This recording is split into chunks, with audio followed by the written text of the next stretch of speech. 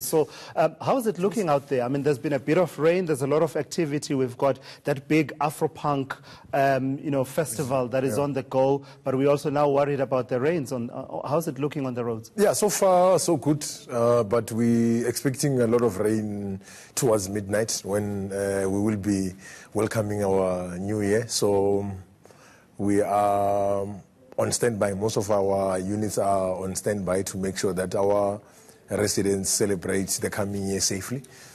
What's been the impact of the rains, though? Because, I mean, it's been pouring, and it's that steady rain that just, that doesn't let up, and it's been a good 10 hours or so of rain. Yeah, most of the areas which our motorists are aware of, especially in our northern suburbs, most of the roads now, the water is rising up. So by the time we get to around midnight, we are concerned that we might have incidences where motorists might not be able to use some of the roads. Hence, we say as soon as they see that the road is flooded, they must try and avoid using that road, because at night they might not be able to see exactly what's happening there. So we don't want them to take a chance. And of course, our most low-lying areas, which are normally affected when we have wet weather conditions like the ones we have, like your areas like Alexander, Strait, Deep Slot, and the other areas, Cliptown in Soweto.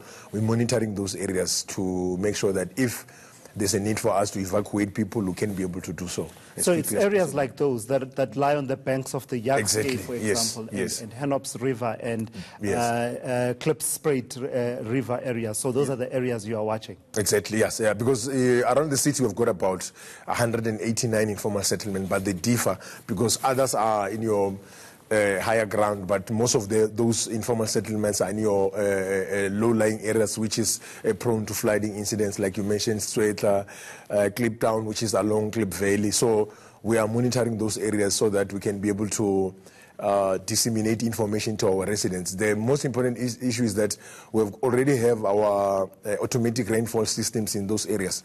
Over and above the information we get from the South African Weather Service, we can be able to measure the rainfall in that specific area, and we can be able to disseminate information to those areas for evacuation purposes. So let's talk now about the next few hours leading to 2019. Yes. People get excited, people get happy, and people want to celebrate, and lots of things do happen. Yes. What are the things that keep you busy on a night like this as EMS? Okay, first one, it would be your motor vehicle accidents, because most of the people, they move from one area to another.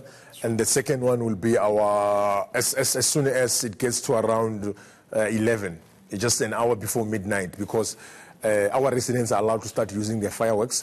So we'll start now receiving a number of incidents which are involving unsafe use of fireworks.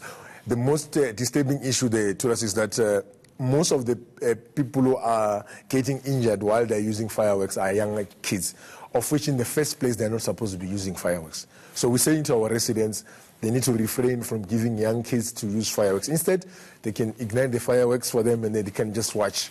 And the other residents, we've got our New Year's Eve concert at the Mary Fitzgerald Square tonight, of which we'll also have a fireworks display which people can come and watch, instead of maybe using those fireworks wherever in their corner. I noticed that you mentioned fireworks related accidents second from motor vehicle related accidents. That says it's a hugely important issue for you in as far as safety on a night like this is concerned. Is that why you had the campaign you had a bit earlier on? Tell me what the issue was with some of the fireworks that you were confiscating. Okay. So the first thing is that according to our city's bylaws, all the wholesalers or the dealers or the resellers of fireworks, they're supposed to have permits.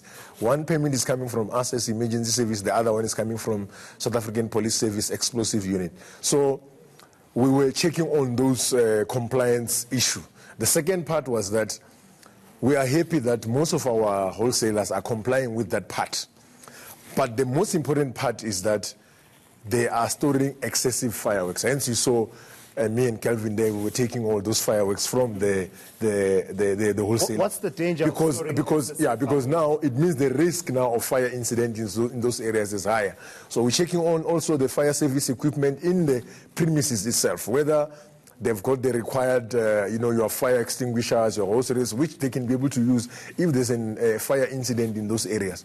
And the second part is that are they storing these fireworks in the required cabinets? You know, when you walk into a fireworks store, you'll find that there's like this glass a cabinet around the store, which they are storing these fireworks. So fireworks you cannot just display. There are some of the stores where we find them, those fireworks, they just put them on top of the counter. Sure. That we don't allow. So we remove those kind of fireworks in those areas. And of course, there are other wholesalers which they don't even have the required permits, and those we have to remove them because it actually contributes to incidents out there. I suspect this may be a question more for your counterpart at JMPD than it is for yourself, but I'm sure you're pretty much aware of the bylaws that govern the use of fireworks in and around Johannesburg. Yes. Just a reminder for citizens as we build up to that moment. Okay.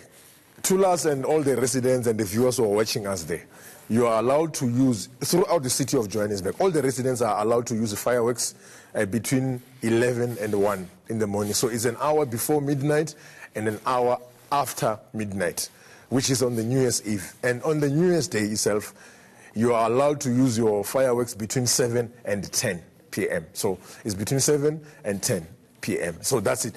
After those stipulated times, therefore, all the residents who are being disturbed by Tulas who's igniting fireworks after those stipulated hours, they can call our call center, which is 011-375-5918, and then we can be able to attend to that complaint. Final issue that I want to raise with you, Robert, there's a reason why the city of Johannesburg started organizing this big carnival followed by these celebrations at Mary Fitzgerald Square. It partly had to do with the safety of revelers in the city center. It used to be a big problem where you had, the celebrations there, people wanting to, after midnight, to be spinning cars, people wanting to be throwing furniture out of high-rise buildings, the perception being, I can't start a new year with old furniture.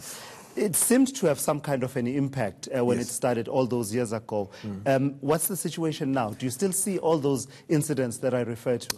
You know what? I have to salute all the residents of Hillbrow. In the last 2 years, 3 years, we have seen, a decline in terms of the number of incidents which we had to attend to, especially the issue where they're throwing old furniture from the balconies.